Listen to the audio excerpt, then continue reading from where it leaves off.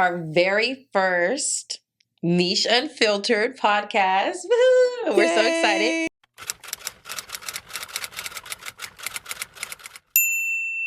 My name is Brianna. And I'm Michelle. So. Okay. And welcome to Miche Unfiltered.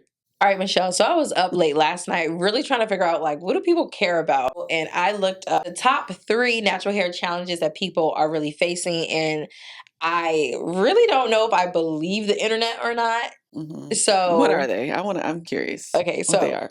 Coming in at number 1 is shrinkage. Definitely shrinkage, yes. Immediately, yes. Why do you think that there is an obsession with shrinkage? I mean, I get it, the whole shrinkage thing, because I know that I want my hair to be elongated, Mm-hmm. but at the same time, my hair doesn't naturally do that. So yeah, the problem with shrinkage is that people are trying to manipulate what their hair naturally does. Mm-hmm.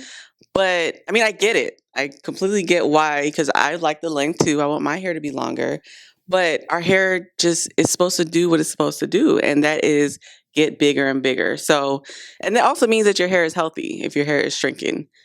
But I don't know. I'm not sure what the obsession is. I think it really comes down to realistic expectations.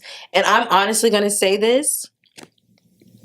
I may ruffle some feathers, but this is unfiltered talk. I think people just hate their curls. That is true. And I think it's because you're not used to seeing them. Exactly. And, we all had relaxers growing up, and, not everybody, but a lot of us had relaxers growing up. And so you never really got to see your natural curl pattern. Because I remember when mine grew in, I was just like, why is it doing this? And it would just get shorter and shorter as the days went on. But, that's just how our hair is. And we have to be comfortable with it and accept it for what it is. And I think also touching on the perm aspect of it, when you look at, I don't know, you want to say that era of perms, everyone had long, beautiful hair. Yeah. So I think we've been conditioned to think that, if your hair is not long, it's not good. Right. And I think you have to do some, self-discovery to really understand, if my curls shrink up and I have a fro, your hair is still nice. Yeah. You definitely can manipulate it, but I think we should get into the habit of looking in the mirror and seeing ourselves for exactly who we are. Mm-hmm. And that's why I appreciate, even when I go on vacation, I try to wear my natural hair, and I want the humidity to shrink it up and do exactly what it does, because I'm like, this is my hair in its natural state.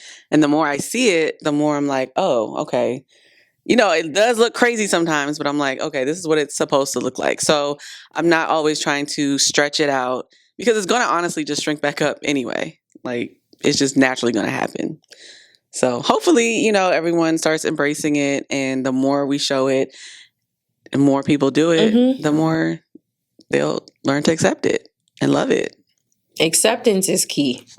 And I think that's why people obsess over shrinkage, because they're not accepting themselves, period. Yeah. But it's not easy to do that either. It's not. So it takes a lot of work. That's where self-discovery comes in, and just being confident. And you know what? This is who I am. This is what my curls look like. I don't want my curls to look like Michelle's. Michelle's hair would not look right on me. My curls are supposed to be this way. Number 2, I see this all the time.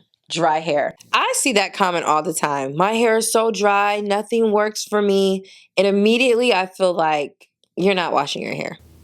Yeah, and I'm definitely not washing the hair. It's sometimes weeks. Yeah. Weeks. Giving co-wash. Without washing your hair. But I think, even back to how we were raised, don't wash your hair as often, because it's going to, I don't even know what they said. What did they say? What is it? You can't get your hair wet. You don't want to get your hair wet. And it grows faster when your hair is dirty. Ugh. But, I mean, it's just you have to wash your body. Your skin is going to be dry if you're not washing it and you're moisturizing it every day. So why do we think our hair is different? I don't get it. Yeah, so if your hair is dry, that's why it looks like it's not growing, because the same rate that it's growing is breaking off.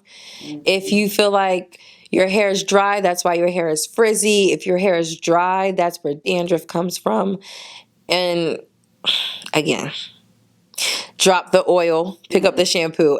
Yes. Stop just adding oil to your scalp and say, I'm going to fix it. Yeah, You're not fixing anything. And it's so funny, like, people will see me on the street or family members and say, "What oil do you have to moisturize my hair?" And I know they don't know, so I have to, do some educating. But oil does not moisturize your hair. It's water. Just like you wouldn't drink oil to moisturize your body, you drink water. So it's the same thing. And so, I'm not even mad, because that's why we do what we do at Miche, because we're going to show you guys how to properly hydrate your hair. Not even just moisturize it, hydrate it. So, and that comes from washing your hair. And it also comes down, like you just said, to what we're doing here at Miche. All of our products are water-based. Yes. So that immediately sets us apart from other brands, because they're oil-based. You're using oil-based products that sit on your hair. Yeah. So you think this product is going to moisturize your hair, but if you look at the ingredients, all of it is just oil. So that's why your hair is frizzy. That's why your hair is dry. The product that you're using is drying out your hair. So. Yeah. And then oil is like, it's a lubricant, right? So it's going to be slippery and it's going to feel like it's so moisturizing, but it really just doesn't do anything. Are we still talking about hair? Oh. Yes. Oh, sorry. But it just sits there. Like, it's just literally going to sit there. You know what? It's funny too. My husband, Jonathan, was just telling me that if you're boiling water and you put oil around the rim, the water doesn't boil out because oil and water don't mix. So that's a message. That's actually a sermon, if you will. Game changer. But yeah, so we gotta get into the water. And okay, so you know what? As we're talking about dry hair, one of the biggest issues with, or what's causing dry hair, I hate to say it, I really do, but it's the protective styles that are not protective styling. And protective style was number 3. It came in at number 3. I can see why. Yeah. Protective style, I feel like no one does it right. Say something, I know everyone's going to be looking at me crazy. Oh, for sure. But we got to talk about it. I just feel like if you're going to get a protective style, first and foremost, this is a pit style. So it's not forever. Yeah. So that means when I see the girlies, don't tussle with me now. When I see the girlies keeping their protective style in for close to a year, and they're talking about, look at this new growth. It was going to grow anyway, whether you had the style in or not. Now, I do get the cute styles, right? Like, I'm going on vacation. I want to switch it up. I want to try something new with my hair. Have fun with your hair, by all means. But don't do it because you want to tuck your hair away or you want to put it away and not worry about it. Because it's not touching water. It's not getting hydrated. When you take it out and your hair is tangled because it's been months of shed hair, your hair is going to actually break off and you're going to go back to square one.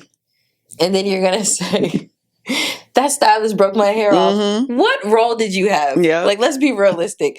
Honestly, what it really comes down to, these top 3 points that we've been talking about, is accountability. Yeah. Hold yourself accountable. This is your fault. You probably don't know. And this is why we're here. Okay. This is why we started this podcast. You probably don't know that you're in your own way. And so, long story short, you're welcome. We're helping. Okay. With love, we're saying all of this in our unfiltered talk. But not even. So let's get a little bit more into protective styling real quick, because this is an area where I just don't get it. Because even when you go get your hair braided and all that, and they're pulling on your edges, they're pulling them tight. At what point is enough enough? Like, when do we put our foot down and say, you know what? It's getting tighter. My edges are getting finer. So when do we stop? Right. That doesn't mean see you in 2 weeks. And like traction alopecia, that can come from braids and tight styles.